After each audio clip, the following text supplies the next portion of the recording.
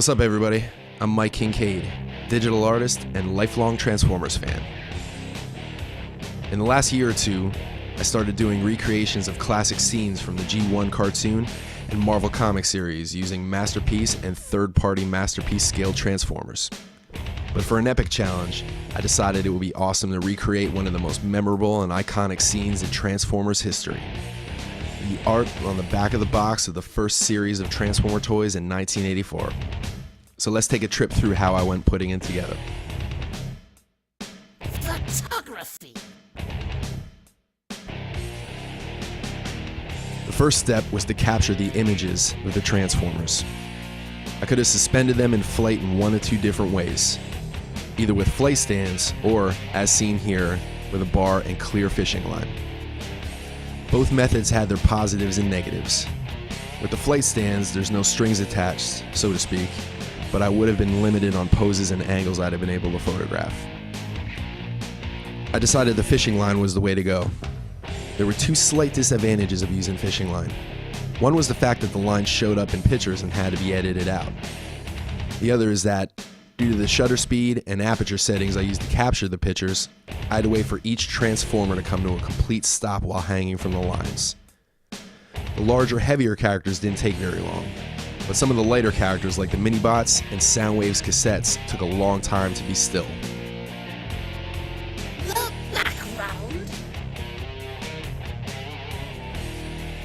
I started with the background. As seen in the original, the Autobots are coming from the direction of an orangish-red nebula on the left, while the Decepticons on the right side coming from a purplish one. To construct the background, I used two pictures of nebulae and one picture of outer space and stars. To make the background scene as seamless as possible, I used a very soft edge on the eraser when compositing the nebulae.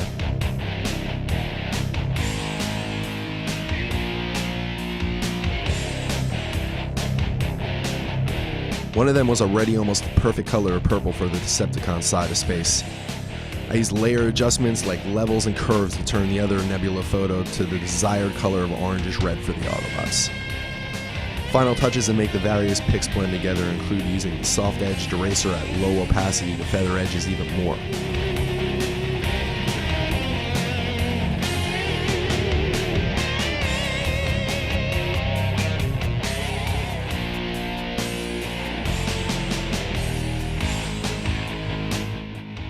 The cast. Separating the figures from the background was one of the more tedious and time-consuming jobs on the project. Where there was a great contrast between background and figure, the background eraser tool with the proper settings worked like a charm. Darker colored characters like Optimus Prime, Sideswipe, Skywarp, and Soundwave, to name a few, generally went quicker. Lighter colors and chrome are harder to separate off the background, so characters like Starscream, Megatron, Jazz, and Prowl took a little longer. When parts of the figure were too light to effectively use the background eraser tool, I used a few other techniques.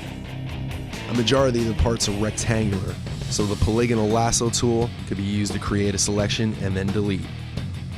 For rounded parts, I either used the mask function to paint the selection on them, or I would use the pen tool to create a path around them and then convert the path to selection.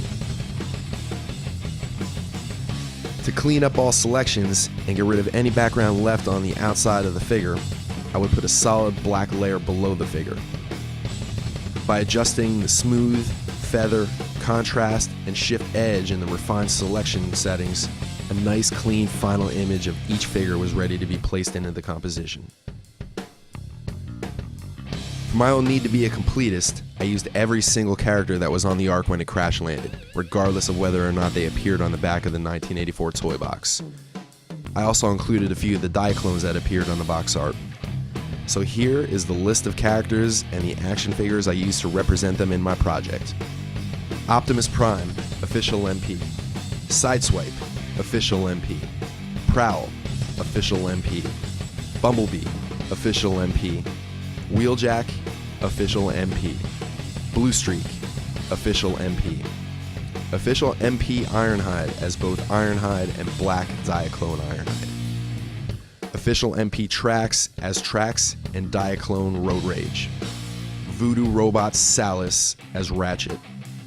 Make Toys Downbeat as Jazz. Fans Toys Willis as Hound. Ocular Max Terrigus as Trailbreaker. DX9 Invisible as Mirage. Bad Cube Brawny as Brawn. Bad Cube Sunsurge as Sunstreaker. CubeX Engineer Huff as Huffer. Ace Collectibles Tumbler as Cliffjumper. X Transbots Boost as Windcharger. Bad Cube Grump as Gears. Ocular Max Artifacts as Diaclone Hoist. X Transbots Apollyon as Megatron. Starscream Official MP. Skywarp Official MP. Thundercracker Official MP. Soundwave Official MP. Ravage Official MP. Rumble Official MP Frenzy. Frenzy Official MP Rumble. Laserbeak Official MP. And Buzzsaw Official MP. Character placement. Next was placement of the images of each character onto the background in the appropriate places. Not much that was very tricky here, just the tedious work of placing that many images. To keep from being overwhelmed by the sheer number of layers, I grouped everything into small divisions. For instance, the main group of Autobots in the foreground were in their own group. Soundwave and his cassettes were in one group. All the Autobots approaching the battle in from the far left were in another, and so on. This kept everything organized and easier for me to find one tiny robot in a sea of robots with way more ease. Later on in the project, I would add slight blur to the figures in the background to imitate depth of field in the picture. The further away the figure, the more blur I added, within reason. The only thing I had to do to some of the character images was manipulate them using Puppet Warp. If I took a photo of a figure that wasn't quite posed perfectly, or if a figure just couldn't physically attain the pose necessary, I could make minor adjustments to the limbs. That being said, when I was taking the original photos, I made sure to get poses as close as I could in order to reduce the amount of editing I'd have to do. I also took multiple shots from slightly different angles and then chose the angle that best fit. Character modifications.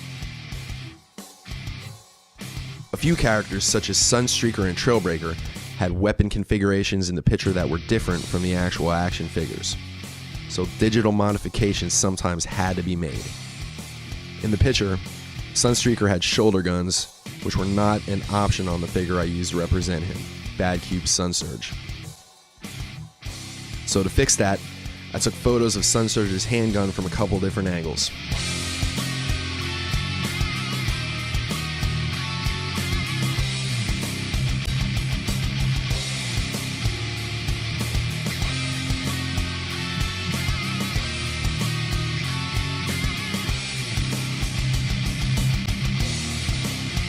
I cut the barrels out of the two photos pointing in the appropriate angles and placed them in their spots on Sunstreaker's shoulders.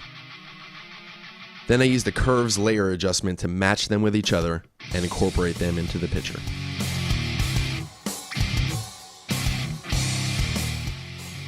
Explosions.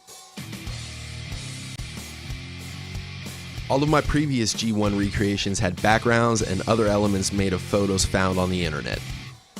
The explosions would be no different. I looked up various photos of explosions, fireballs, smoke, and fireworks. Ones I found on solid backgrounds were best as they were easier to separate and make into PNGs. Many of the explosions were multiple layers on top of each other. Layer adjustments like levels, hue and saturation, curves, and color balance were used to achieve certain colors. On some of the layers, I changed blending modes to achieve the desired look.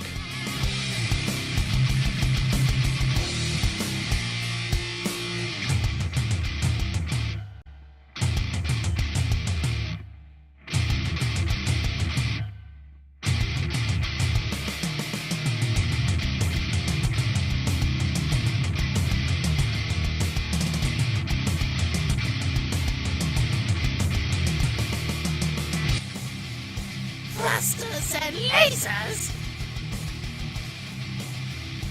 For the thrusters on the jets and coming from the feet of some of the robots, I used some found photos and some effects I just made myself. I looked up a few jet thrusters with cool smoke coming off of them, and I also found some that looked more like flamethrowers. For the most part, I used those, sometimes getting an assist from the warp function in the transform section of Photoshop. For some thrusters, and just about all the laser gun fire, I made the effects myself. Most of the time it was just a long, thin shape that I colored accordingly with a gradient fill. Then I used free transform to get them into the shape that I needed them to be. Lighting and shadows! The biggest flaw I see in many of the Photoshop composites of this nature is the lack of attention to lighting and especially shadows and how they affect elements in the picture. For instance, when placing the thrusters on the front of Starscream's legs, I paid attention to the way this would affect how Starscream will look due to the flames.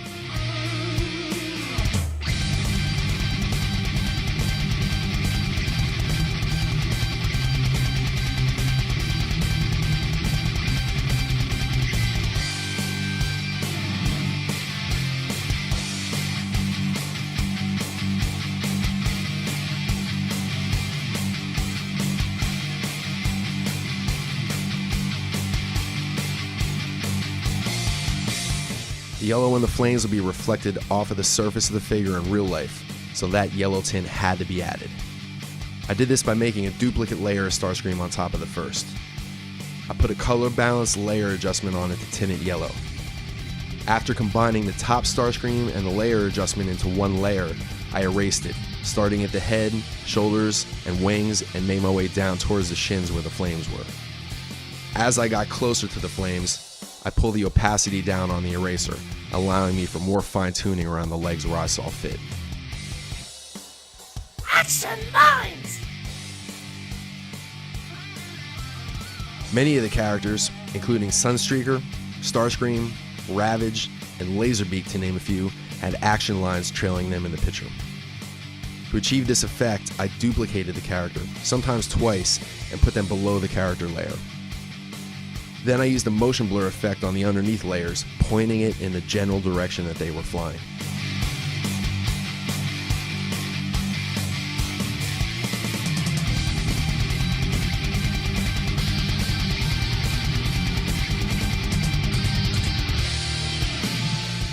After I got the desired length and direction of motion blur, I used the warp transform function to curve the blur layer.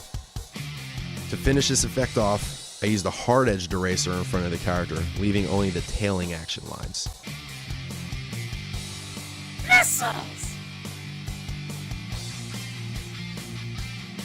I felt like some of the jets would look good if they were firing missiles, just to break up the monotony of all the laser fire.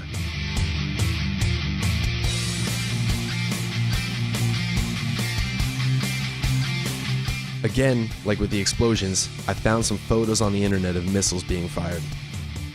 This was not an easy task, as I had a hard time finding decent pictures on the internet that were capable of being satisfactorily cut out of the background.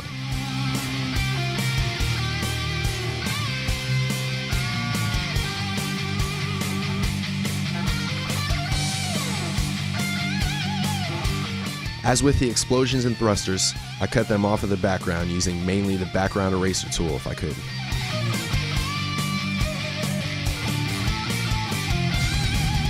I just placed the missiles with the appropriate jets in the final composite.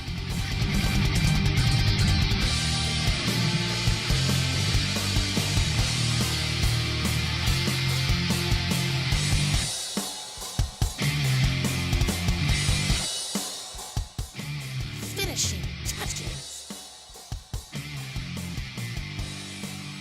When finishing up a project like this, I usually just take a step back, look at the entire picture as a whole, look at the different parts that are on it, and I usually just try to make some adjustments where I see fit to make everything kind of come together.